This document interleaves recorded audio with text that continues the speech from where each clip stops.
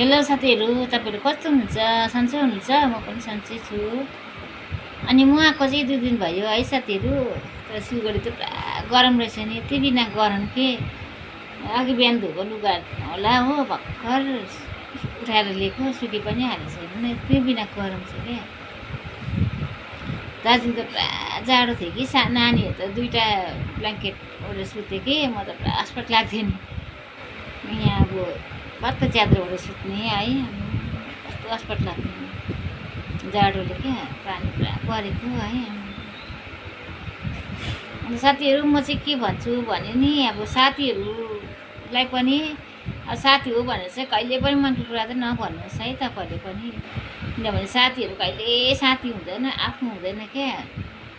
साथी मात्रै होइन, म आफ्नो मान्छे पनि आफ्नो हुँदैन क्या।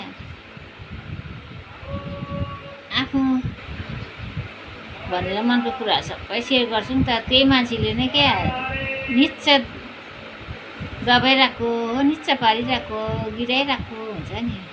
साथीहरू पनि त्यस्तो हुन्छ, आफूले साथी भनेर सबै मनको कुरा सेयर गर्यो है, दुःख सुख सबै सेयर गर्यो, पिठ पछाडि कुरा गरिरहेको हुन्छ नि।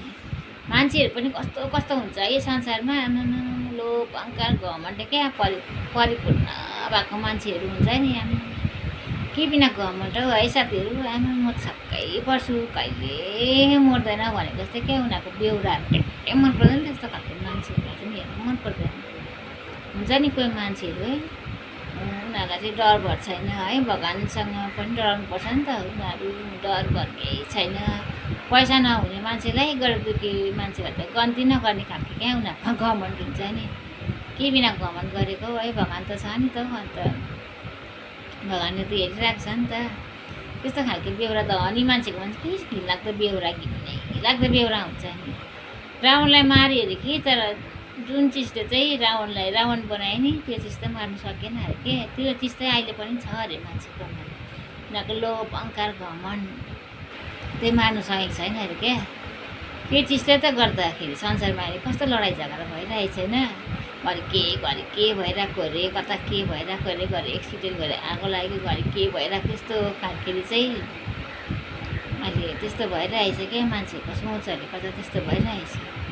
मान्छेको सोचहरू विचारहरू कस्तो घिनलाग्दो क्या हुन्छ। बेहोराहरू त अनि मान्छेको भन्छ के बिना घिनलाग्दो बेहोरा क्या त, त्यो बिना घिनलाग्दो बेहोरा हुन्छ के त। दुःख पाएको मान्छेलाई चाहिँ गन्ती नगर्ने खालको उनीहरूको बेहोरा हुन्छ, मनै नपर्ने बेहोरा क्या। त्यस्तो मान्छेसँग चाहिँ जोगिनु पनि पर्छ क्या, टाढो पनि जानुपर्छ। त्यस्तो खालको सङ्गत पनि गर्नुहुँदैन। त्यस्तो खालको चाहिँ भगवान्ले पनि त्यस्तो खालको सजाय दिनुहुन्छ क्या उनीहरूलाई। तैँले यस्तो गरेको थिइस् भनेर मान्छेलाई मन त नदुखाउनु भन्छ क्या। हामीले पाप गर्नु भन्छ नि, हामीले काटमार गरेर मात्रै पाप होइन नि त। पाप चाहिँ कस्तो खालको अरे के, पाप चाहिँ हामीले कसैलाई सुनाउँछौँ भन्छौँ, मन दुखाउँछौँ नि, त्यही अरे पाप। त्यो मन दुखाउनु भन्छ नि, मन चाहिँ कहिले पनि नदुखाउनु अरे। मान्छेको मन दुखाएर आँसु झार्यो भने चाहिँ त्यो पाप चाहिँ लाग्छ अरे क्या। त्यो पाप चाहिँ अब हामीले मर्ने बेला मात्रै भोग्नुपर्छ अरे क्या।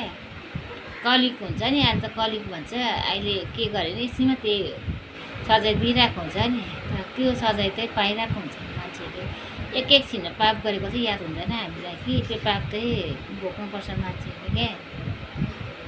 कोही मान्छेकोमा घमण्ड भएर नि यति बिना घमण्ड कि म जतिको भयङ्कर, म जतिको पैसावाला कोही पनि छैन भन्ने खालको घमण्ड हुन्छ मान्छेको चाहिँ क्या। त्यस्तो मान्छेहरूसँग टाढिनुपर्छ, टाढो जानुपर्छ क्या, सङ्गत पनि गर्नु हुँदैन।